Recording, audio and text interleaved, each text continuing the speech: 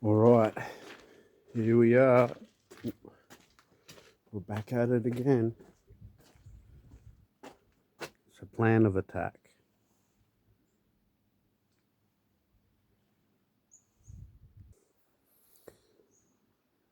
So, removing this old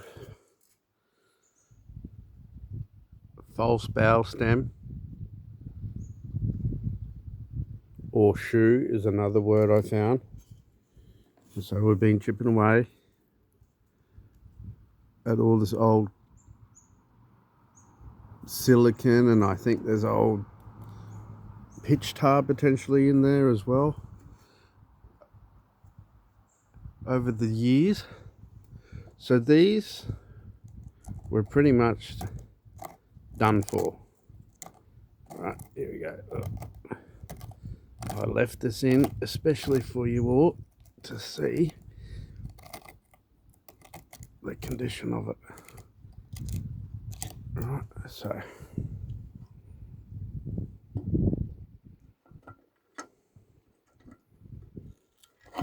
and there is zenith.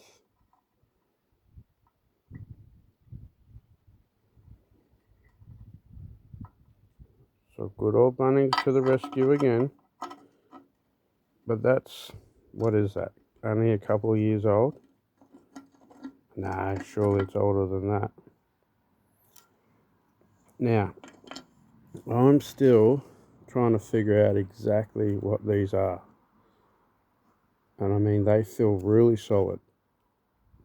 And based on their position, when you look inside the anchor well, it has to be a through hole bolt or copper rod. But then based on what I think this is, there's no information saying that that's how they're fastened, because this is meant to be a removable, replaceable piece. It's designed to do exactly what it's done. Basically fail under,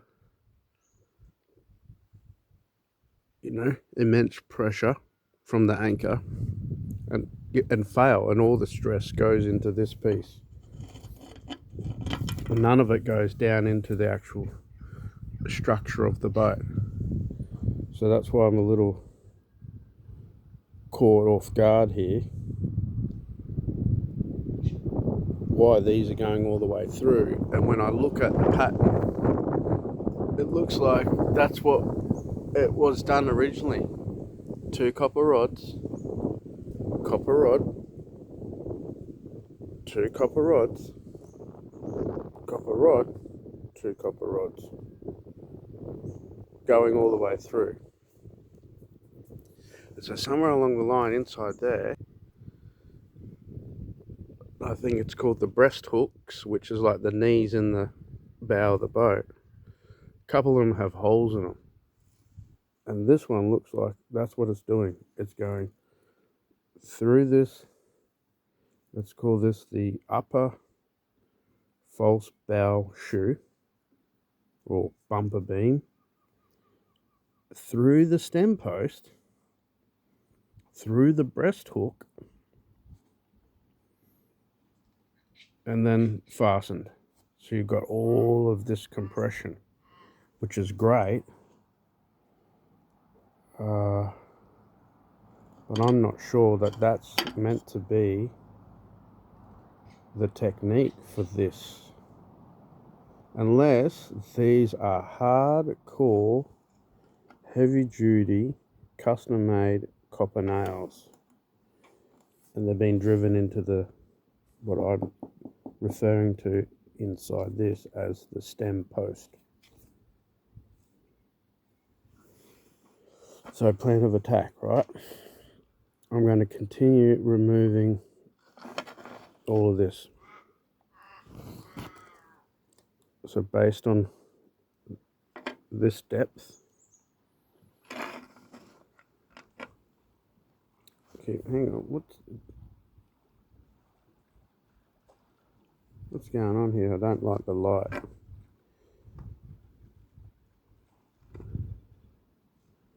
Yeah, so I'm going to remove all of this wood. So basically then I can just remove this wood away from these. Then I'll get a better idea what these are. And based on the research, get some vice grips. You get another bit of wood underneath the vice grips, and then you use that as leverage. Then you adjust the vice grips, clip, leverage. So a bit like a hammer claw, the concept of a hammer, the claw on a hammer.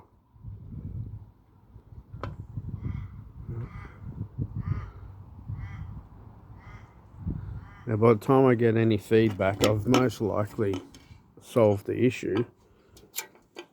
But maybe someone else comes across this video, right? So if that's you, go and check the comments, because some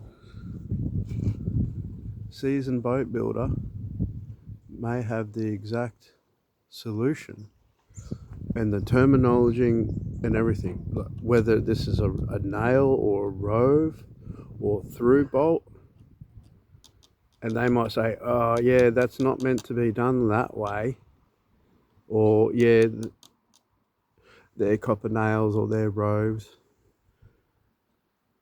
Because based on the research of what this is designed to do, right, it's just meant, this is designed to, if you bump into these two pieces, I'm of the belief,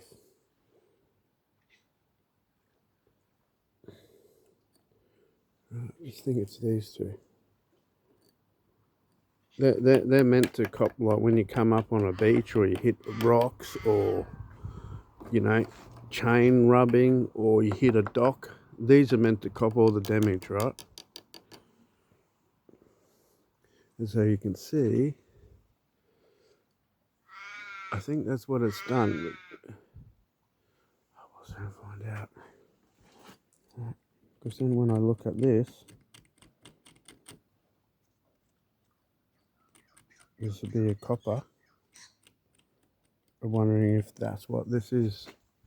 If these are they're roves or big nails, because then what they say is they would have got a ball peen hammer or a type of die or punch, and that's what creates that flanged head, which then creates a mechanical pull, which then creates a seal.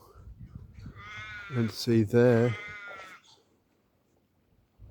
that's like a black goo, which I'm thinking is the pitch tar, so, which is really cool. Hey, it's really cool. It's make me think more and more. I really do have a nice chunk of wooden Tasmanian boat building history.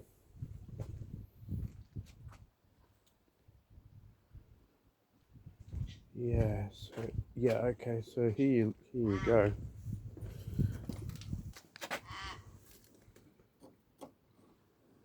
So that's the lower, let's call that the lower bow shoe, and then that's the upper. So these two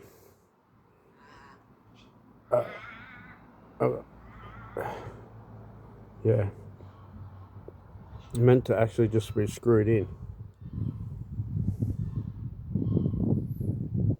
not all the way through, but you know, like I said, chime in,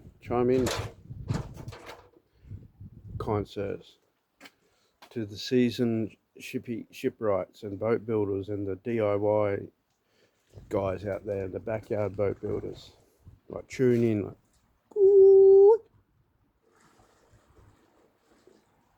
call out there to the world.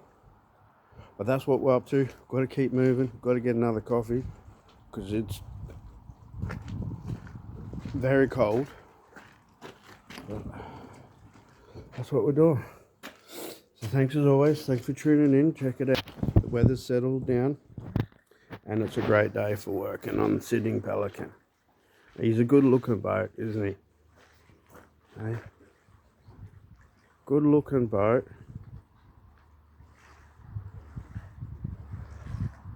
But we've got some ideas that are going to be outside of the box. Some may be blasphemy and sacrilege to the shipwrights of the world, but we're not doing anything to the hull, right? Everything's just based on that cabin that's getting modified. So just to give you a little sneak peek, that's one idea. See the angle? That's one idea. It won't go all the way there.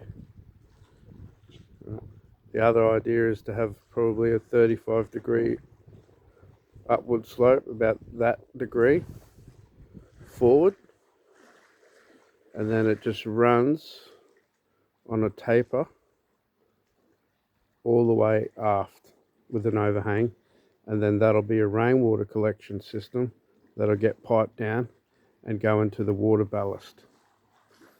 So, future thinking, but there you go. We've got to get new ones of these and then get those copper rods out. So that's where we're up to. And so the next video will be, ta-da! I got the copper rods out and the false bow stem off. And then it'll be looking underneath that. So it'll be a classic drama title. I think I'll have my first drama title. Is the boat salvageable, or am I going to have a big bonfire? Be good, be great. Keep on doing good things. Just keep on doing good things while we've got the time, right?